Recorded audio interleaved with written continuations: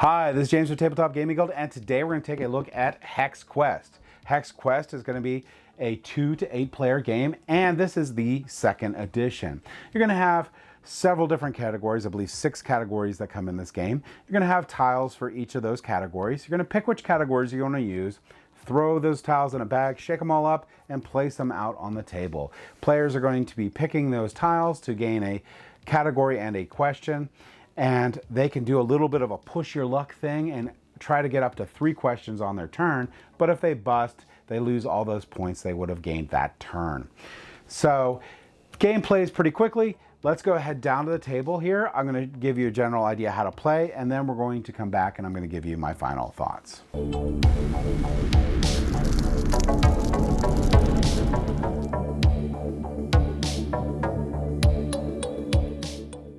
Right, so this is Hexaquest. And the way Hexaquest is going to work is you're going to have this bag of tiles here. And you're going to pick the categories that you want to use in the game.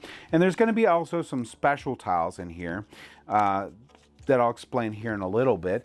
But this base game here, just to show you, comes with these categories. You're going to have Wise Man, so you better know it all because the Wise Man does anything goes. So this is basically like general trivia here.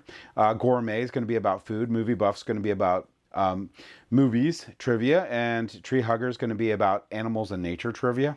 Historian is going to be about history, and Backpacker is going to be about geography. So these are the categories that you get in the game, and you can leave this out so everyone can see what those are, because those color and symbol are going to match these tiles here.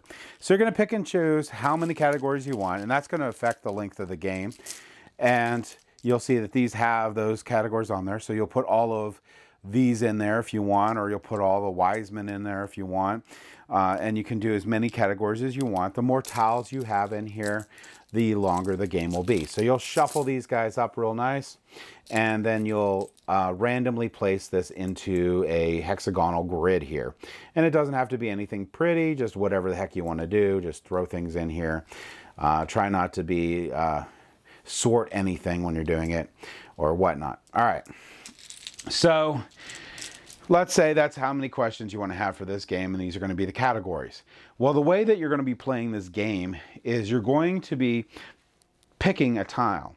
Now, if the tile is stuck, so I couldn't pull this tile out because it's stuck, you can't take it, but if it was my turn, I can pull a tile here, and I would know that this is a 5-point, very difficult, because it goes 1 to 5, the most difficult question.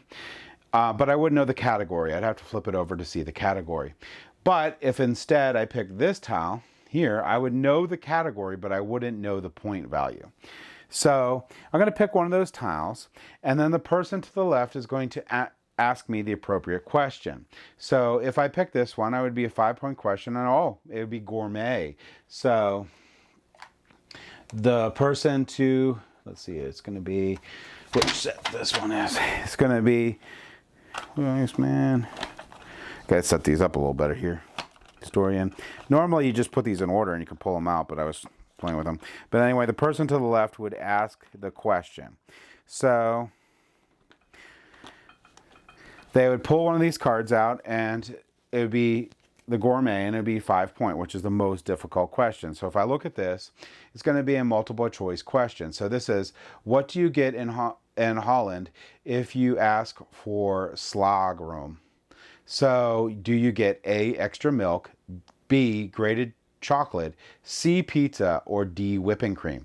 Now down here it's going to tell you the answer, but the person's going to guess which one it is, and if they're correct, D, whipping cream, they get to keep the tile, potentially. So what does that mean, potentially? Well, what that means is, now that I've won this 5-point tile, do I want to push my luck and do another question? And you can do this up to 3 times. However, at any point along that tree, if you're wrong, all the questions that you had, all the tiles that you got that turn are lost. You don't get them anymore. They get discarded. And we're going to go around the table, and we're going to continue doing this until we're out of tiles. Once we're out of tiles, whoever had the most points will win. Now, there's some special tiles in this game. So here's some examples of some of the special tiles. So you're going to see it could be on this side. In this side, this is a double So this will be worth 10 points if you get it, but you get to pick the category. On this side, you don't know what it is, but this is going to be double, so it'll be 4 points for the 2-point category. So these are the special tiles that you can have, and they can be out here like this. And if you can get to them, you want to, because those can be like double Jeopardy style questions. Not quite double Jeopardy, but basically you'll get more points for those. So that in a nutshell is going to be how you play Hexaquest. Let's go ahead back up to the table here, and I'll give you my final thoughts on this game. Okay, so that was Hexaquest. Component quality for this game, for a trivia game, is amazing. Those little hex tiles are great. Card quality is what you would expect from a trivia game, so that part's fine, but the little hex tiles are really, really cool. Overall, I will say that I don't like trivia games. I just don't like them. I'm not very good at trivia in general. There's a couple that I've liked out there, and actually this is one of them. So this is one of maybe 2 or 3 trivia games in the history of trivia games that I like. And part of the reason I like this is because that I like the little tactile thing of the little hex tiles out there and being able to pick it. I like to pick my difficulty on the question or category. Hint, I always try to stay about 2 or 1 for those. But I really appreciate the multiple choice. I'm not good at trivia. Some people are really great at trivia. I like the opportunity to try to be in the ballpark of the correct answer, so I do like that multiple choice. Plus, if I have no idea, I have 25% chance of actually getting the right answer. So I'd like that a lot. For trivia buffs on these questions in general, they're good. You'll probably wipe the floor with me because you'll probably get all the 5s and stuff in those. But it's still fun. I still like that maybe if I'm falling behind, I can try that 5.1. Get the multiple choice on there, and I can have a general idea where the answer is going to be, so I can try that out. I really do appreciate that. So if you're looking for a trivia game that has no rail for it, where you just have to know the answer, this one might not be for you.